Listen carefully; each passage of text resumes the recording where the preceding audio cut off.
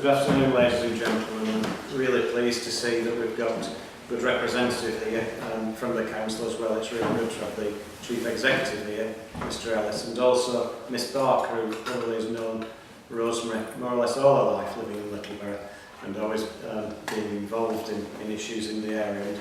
And two, we've got the councillors from Northern Bamford and Irene Davidson here as well, and the head from Bamford School. Really pleased that you've all been able to come along to support the family today. My first recollection of Rosemary will be almost 40 years ago, helping in an election in Littleborough, and of course then in many subsequent elections from then on. And only last week I was reminded of the respect and affection in which she is held. Whilst at an event at Littleborough Coach House, a number of people asked about her, as they always do wherever I am in the Littleborough area. And I was reminded about her involvement in actually starting up the Coach House, something that those of us from the Littleborough area are really pleased and support, and is a really good facility for local people. Other people too, since hearing of her death, have spoken about her involvement in WRVS, delivering Meals on Wheels, working with Littleborough people's welfare, and setting up the luncheon club, which may have actually never have happened without Rosemary, and it is a lasting legacy that is actually set up and running. In 1982, both Rosemary and myself were elected to Rochdale Council, and then we worked closely together for the next 22 years until her retirement, Rosemary being deputy leader for many years, and to whom I heavily relied upon.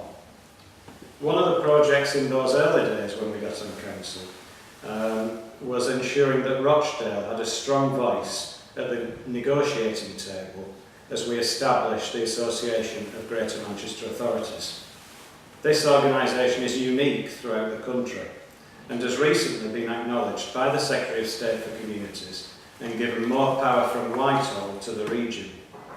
This would never have existed without the grit and determination of councillors like Rosemary. Her work too in race relations played an important part in ensuring that Rochdale had and still has better race relations than many of our neighbouring boroughs. In fact, a Labour councillor, when he'd heard of Rosemary's death, wrote to me and said, "Just a quick note to express my own personal condolences regarding the sad passing of Rosemary. I always found Rosemary to be a kind, caring and considerate person who was always wonderfully entertaining company. Rosemary made a very important and long-lasting contribution to race relations in the borough, and she gained respect from all sides because of this." That was from Neil Emmett, Labour councillor. And of course, perhaps the role she enjoyed the most, that of personnel. And there she played a vital role in successfully dealing with trade unions, staff and management, and earned respect from them all. She had a great ability to disarm the most difficult opponent through her intervention, sometimes light-hearted, sometimes as a school teacher.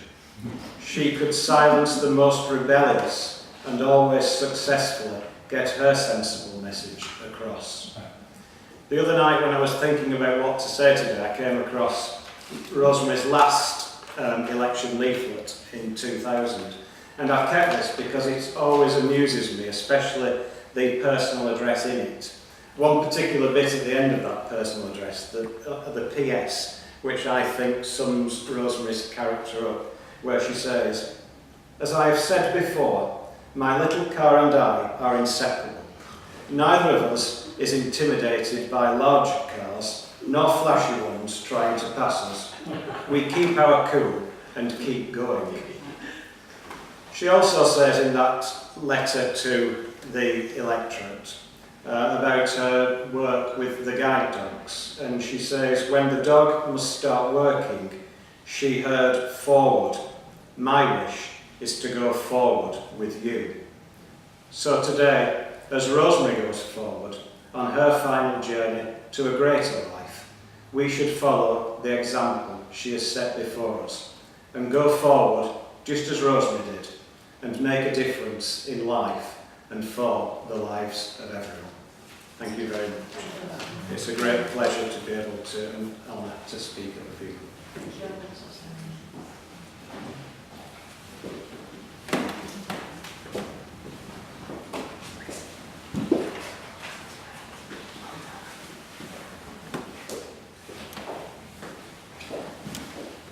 I think the first comment would be following that. We don't live it. But I met Rosemary in, I think it was 83 or 84. She became my mentor in Northern and Bamford. I became her legs. She wrote the leaflets mostly and drove the car, just as Ashley's explained. And I ran up and down the footpaths. That was my role. We had a lot of fun together. I think I remember that more than anything. She never bored me, and hopefully I never bored her. We dealt with ward problems. We raised funds. Liam will remember all this because we were doing it when he was there.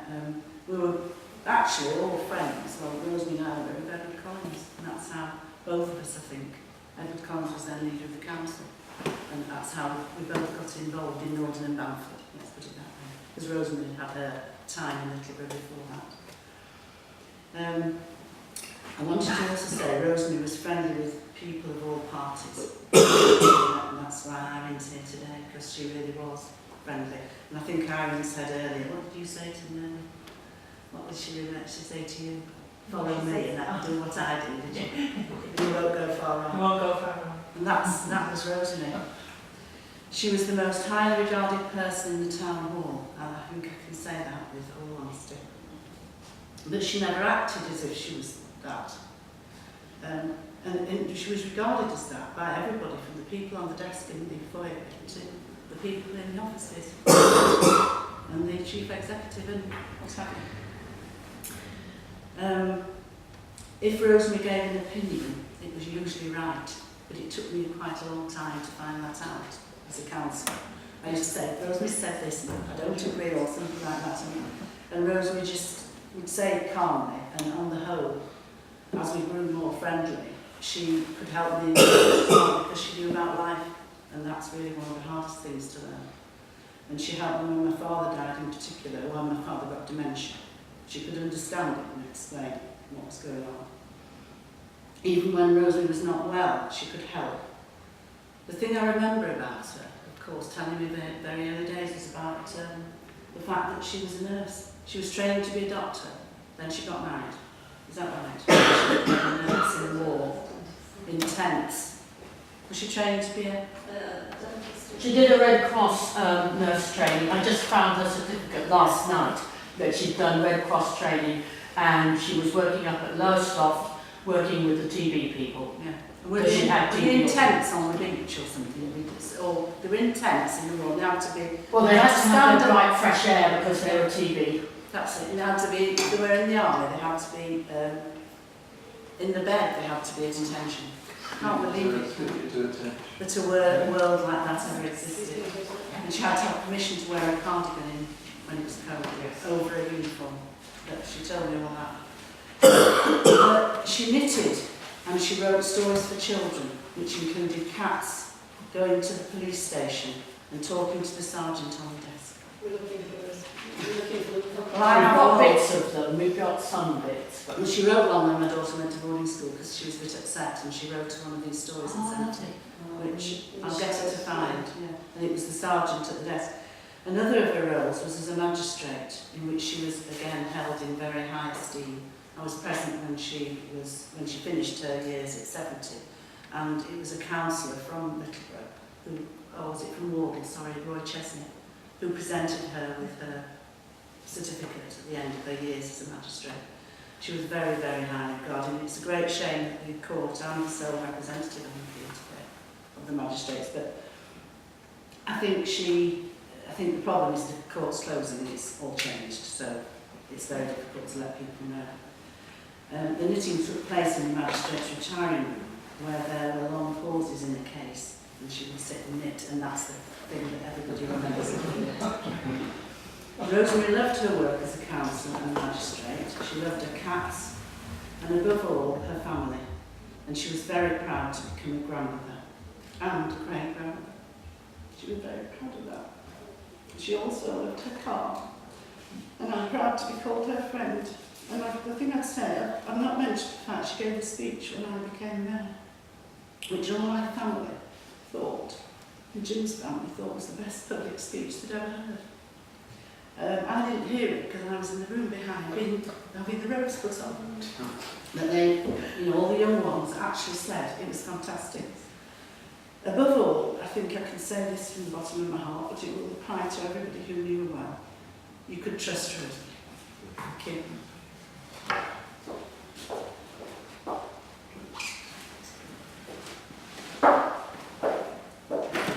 That's two very hard acts to follow, and I'm not going to try and give anything like the amount of detail that you've given. I'd just like to thank everybody who's here today for coming, and thank those who haven't been able to come but who phoned or texted and sent their support and their best wishes. As you all know, Rosemary Giffin was an exceptional woman.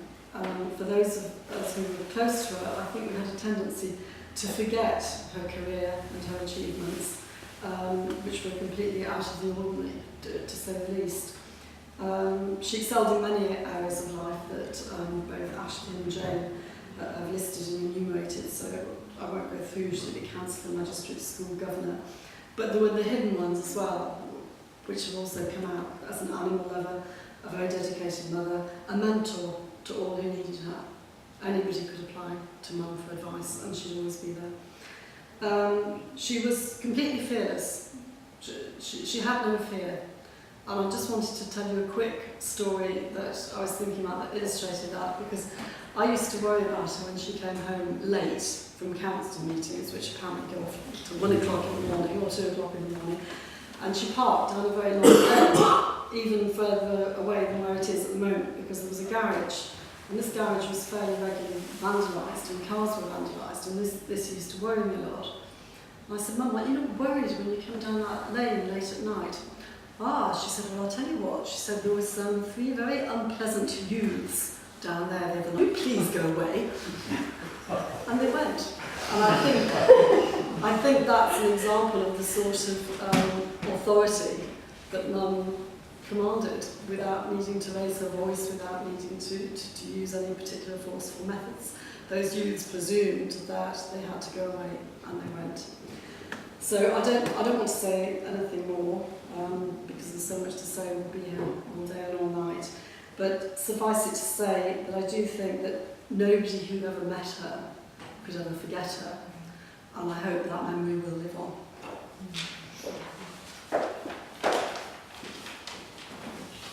I'm not going to conform. I'm going to do what Rosemary will do. When we first met Rosemary, when we moved into Parkhouse Cottages in '95, the day we fully moved in, we were out at the back, which is a very narrow back. I think we were putting something in the dustbins. I can't quite remember, but Rosemary came out and said, "Hello, I'm Rosemary Giffin, I'm your neighbour. I hope you'll be happy here." And our 2 dogs suddenly appeared and followed her. "Oh! And what are their names?" "Dolly and Daisy." "Hello, Dolly and Daisy. How nice to meet you." And that was it. That was the set. Then the cat came. "Oh, and what is a cat called? Pick the cat up, treacle." Oh. Over the years, well, we lost Dolly and Daisy. We now have 2 new ones, but she befriended Dolly and Daisy. When she was struggling walking, she'd walk up the lane with her stick, and Dolly and Daisy, they'd jump up on other people, but they would follow Rosemary. Just come back with her. That was it. Treacle eventually did go in through the cat flap. And of course, Rosemary had many, many tales about dogs and cats. Dogs going to school with her, one of the guide dogs going to school with her. One of the teachers taking one of the guide dog pups, I think, that had been rejected. Many, many tales about council meetings, people she'd met at council meetings, and absolutely wonderful. I did in the later years I did all her shopping for her when she wasn't able to get into the centre. And even the people at the co-op used to say, Rosemary, okay? Fine, thank you, yes. Tell her I've asked after her. So I would go back and tell her. We always had to sit down on the Wednesday evenings when I took the shopping in. She would make me a cup of tea in the early years, but in the later years I made the tea. I used to put a shopping for her to pack herself in the early years. In the later years, perhaps put a little bit of it away for her. But she used to watch Prime Minister's Question Times. We used to have long discussions about Prime Minister's Question Time. We used to, well, I wasn't too sure whether I was discussing it or whether Rosemary was sort of informing me what I should be thinking about Prime Minister's Question Time. But they were always very, very interesting.